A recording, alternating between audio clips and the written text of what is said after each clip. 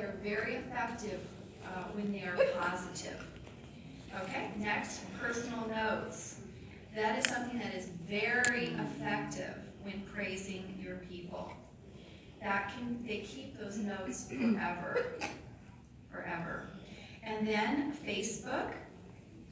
This becomes a great place to praise and let the team know where they are as a team, which I'll talk about in a second. It's also a great place to announce new team members. You can always, if you want something to go on their page, you can always, well, you could put it on their page if it's a happy anniversary for a year or happy birthday, you can actually put it there. But you can also tag them and then they will have it on their page, and so that would be nice for them. And you could also, on Facebook, create a buzz either on your own private team page, which I don't know, does anybody have a private Facebook team page? A few of you have already done that. That is that's pretty free, because when you have a team page, you can really put whatever you want on it. You know what I mean? It can be like, Rochelle got 5 bookings. Well, you wouldn't put that on your general feed, like, who's Rochelle and why do I care? But if you have it on a private Facebook page for your team, for your growing unit, your hive, then it becomes relevant. And maybe you can even post on your unit page if your director is okay with it, and you might want to check with her to see. And then, of course, another way to communicate is in person at the meeting. Okay, one of the things I would like to caution you about is talking too much as you're building your hive, your unit, in person for long coaching coffees or long phone calls. If you're at the meeting, I think that's a great time to really connect deeply with your people, because you're already going to be there. And let's face it, you need as much time to do bookings and coaching and recruiting as you can to build your growing team. And what I've seen over the many years I've been in Mary Kay is sometimes the people moving up get so enamored with their team, and they care so much that they'll spend hours and hours and hours teaching and coaching and so on.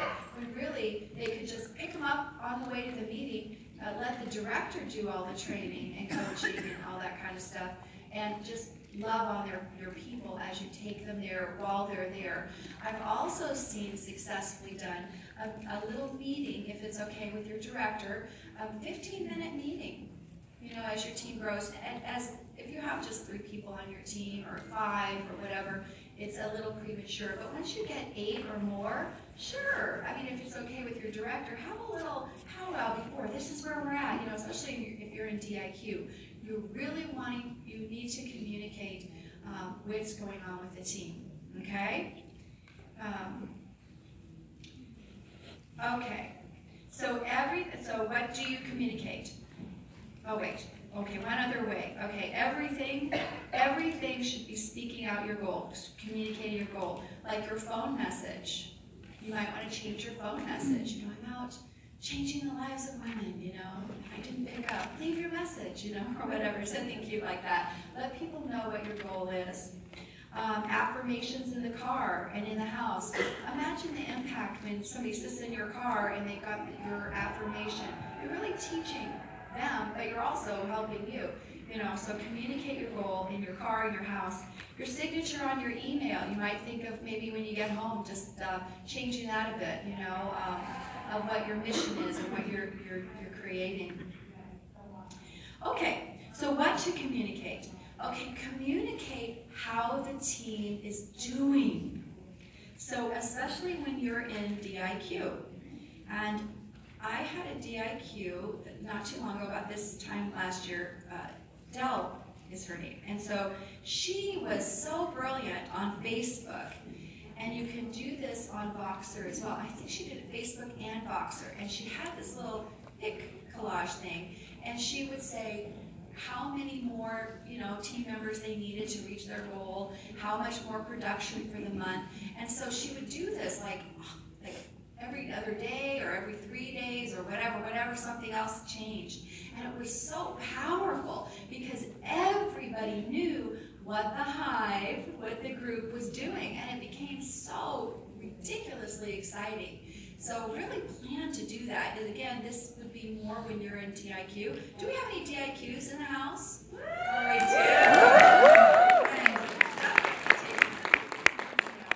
Okay, good. But the rest of you will be, I'm sure, very soon. And so, but yeah, it was fantastic. And then Rachel, with the Fiery Phoenixes, she did the same thing, and it was equally successful. I don't think you can communicate that too much with your active people that not even active, just everybody in this growing group can't wait to see what they are creating. People love to create something together. They love it. Love it, love it. You're doing them a favor. Okay.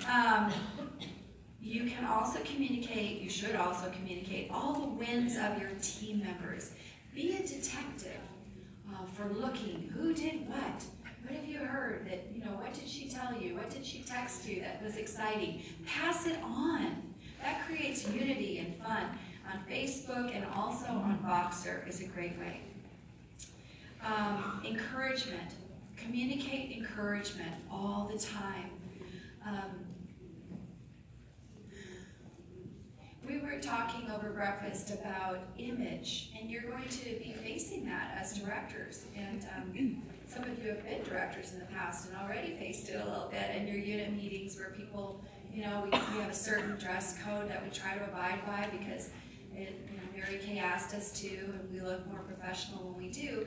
But I don't think it's productive for us to say, really next time come in a dress, or something like that. I think, we really want to encourage people and praise them, with the dress code. I used to have, you got tickets when you were wearing a skirt or dress, or when you had your Mary Kay face on, or, praise people to success is what Mary Kay used to always teach us, right? Praise people. So to criticize, I don't know that that's really that productive. You teach different things to your people, but to criticize is, I don't think, very productive. So watch that. So encouragement with personal notes or public messages to the group or Voxer. Celebrate when your team makes a step forward towards the common goal. Rejoice and praise the team at your unit meeting, right? By the way, at your unit meeting, I know that you're probably the queen of sales, the queen of booking, the queen of recruiting, right? Pretty much every week. And some of you might feel like, oh, I want other people to be in that position too. But think again, your team members are looking to you, and I guess I was going to talk about this in the example part, but it's also communicating. Communicate that it feels great to wear the crown, and they'll get their turn when you're their director. But they are looking to you, to always communicate that there's such honor in wearing the crown. Not like, oh, give it to so-and-so. No, wear it proudly, and I think that's important because they'll have their turn. They'll have their turn to be the queen. Right now, you guys are the queens, right? Feels good to be queen, doesn't it? Okay.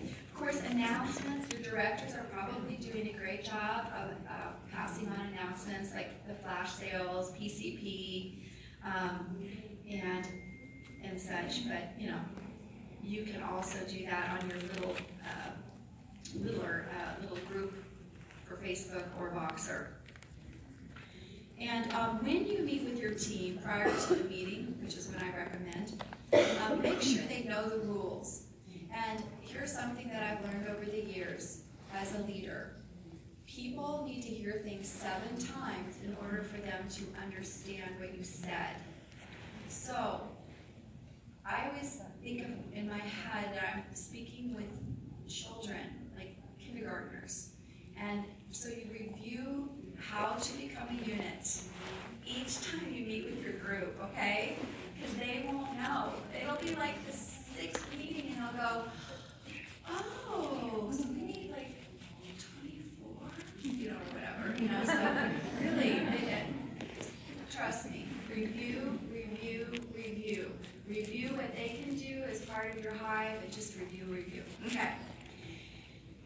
Okay, and be careful not to confuse your people, because a confused mind does nothing. Okay, so not too much information. That's what I meant to say. Just don't like, oh my gosh, do this, do that. Oh, that's what I was going to say, is that sometimes you guys have access to so much information, and it can be so overwhelming, right? So don't pass on all that information and all those ideas to your people. Oh my gosh. You know, just kind of be the stopgap, because you probably know all the different places to go to look for this, look for that. And maybe you feel a little overwhelmed too.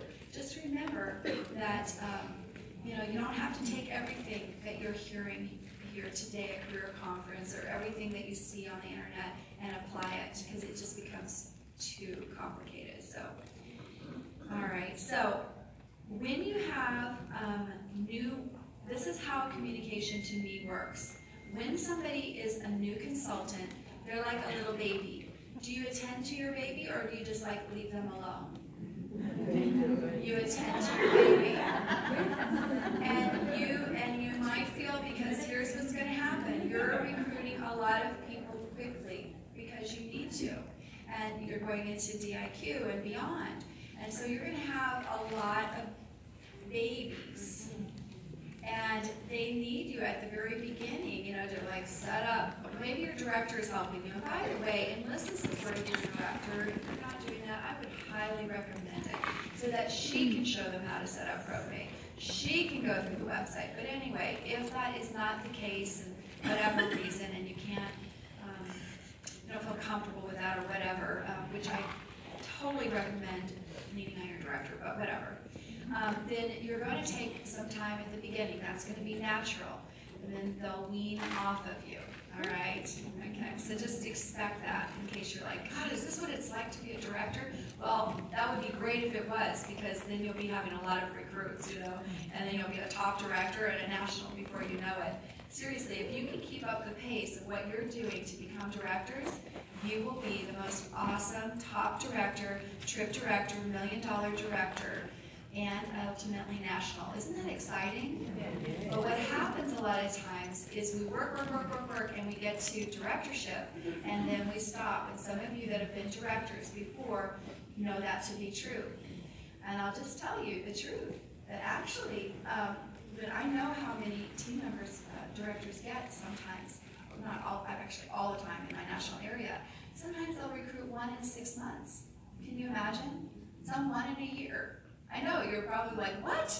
But that they get to be really dependent on their unit, and that's not the way to go. So remember what you're doing now. You can continue to do this.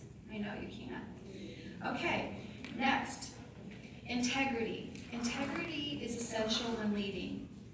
It's essential. So you must be a leader with integrity. Bee colonies are more than a cluster of bees. Instead, they function as a superorganism, an integrated whole. While each bee has a role, no single bee can survive on its own. Similarly, becoming a leader means thinking beyond yourself as an individual. As you make decisions, having integrity requires you to think about how your decisions impact others. Your decisions impact others. So, all right, so integrity. Integrity. You cannot lead without integrity.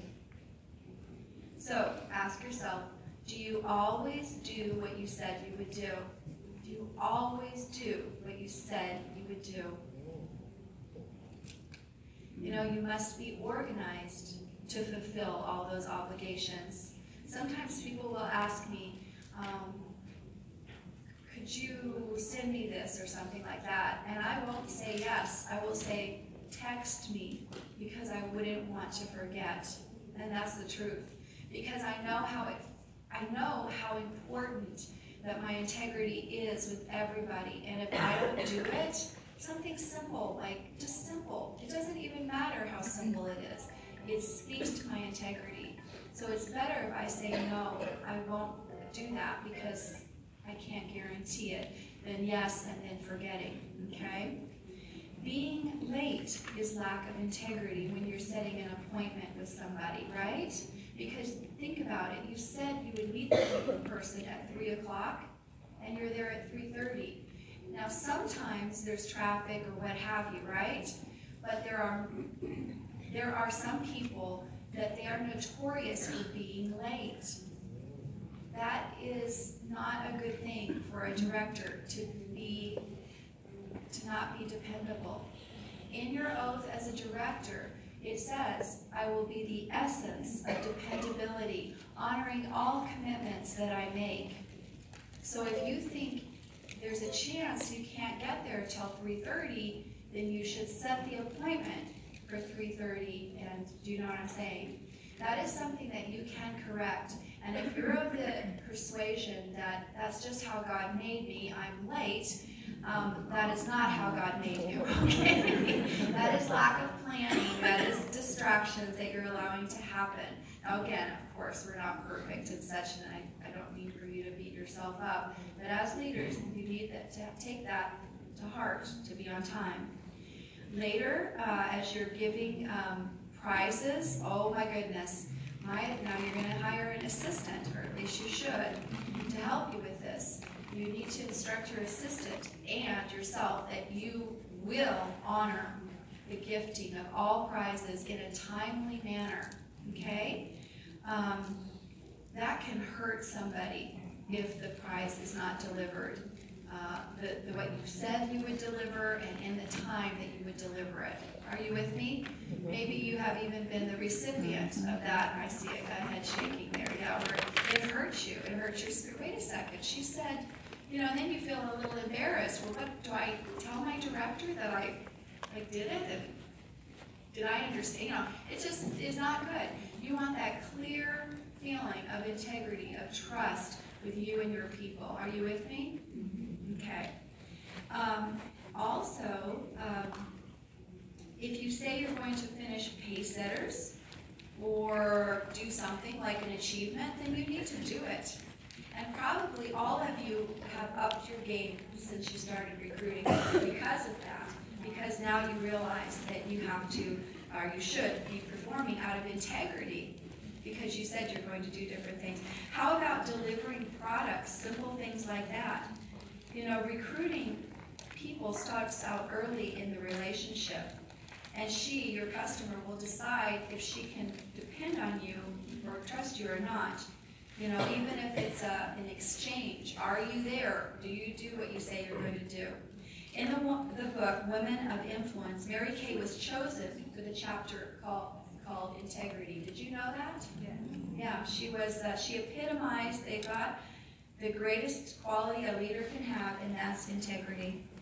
So if you want to study someone who had integrity, study Mary Kay. Okay, next, this goes along with integrity, I kind of mentioned it before. What did she teach us about leadership? She said leadership was 3 things. Example, example, and example. And that actually, again, is integrity, but it's a little bit of a different subject, but similar, okay? How can we expect people to do what we're not willing to do? And consider this, that your people will probably only do, your best people, about half of what you do, or even a quarter. So if you're not doing that much personally, then, again, and you never want to miss an event. So I'm preaching to the choir with that. I never missed a career conference, seminar, anything, and nor should you. Also, I want to say, have respect for your director. Have respect for your national, if you have one. If you give respect, then when you're a director, you are more inclined to receive it. If you don't give respect, that is going to come back to haunt you. And I know there probably are a few differences, perhaps with a few of you, with your director, but seriously, show an example of true respect, and you will be happier later on when you're a director, because your people will see that you are a woman who respects those in leadership, right? Okay, last but not least, be a servant leader. Did you know that the queen bee is a servant to all? She doesn't just sit on her throne and tell the other bees what to do. The queen bee lays eggs all day to ensure the future survival of the colony, and that's what we should do. Do interviews all day. Bees work as a team, behave as one, and pursue a common goal that brings success.